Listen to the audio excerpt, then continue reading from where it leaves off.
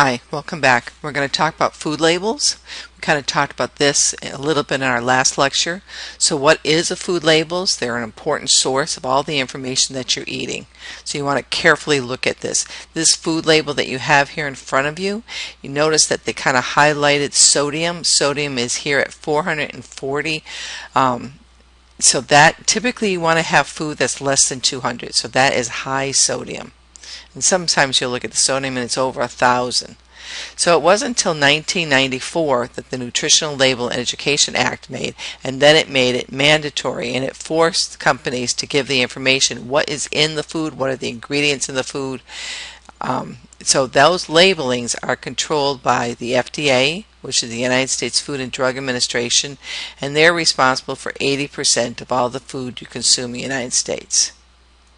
Then there's the USDA, and that's the United States Department of Agriculture, and that's responsible for your meat, your poultry, and your eggs.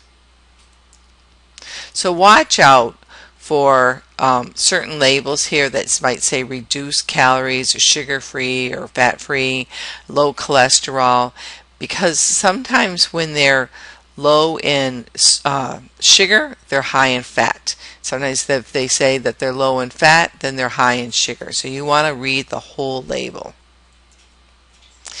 What has to be on the label? So these are the mandatory components of a food label. First, it has to have identification of it. What is it?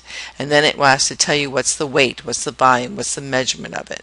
Then it has to tell you the name and address of the manufacturer. Then you want a list of all the ingredients, and the one that is listed first is the most ingredients, and that's how they list it all the way down. So I have more water, I have more, tomatoes in this thing, that's first, and then there's a little bit of salt, that might be last. And then you have the nutritional information or nutritional facts panel. That's the most important. So we're going to look here. We're going to start here.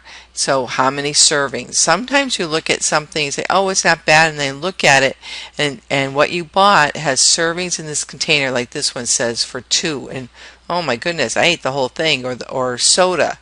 I drank the whole bottle of soda, and you look at it, it was really for 2 people that they gave you those countdowns for it. So you want to check the calories. This is 250. That's not bad. You want to limit these ingredients. So these are limited.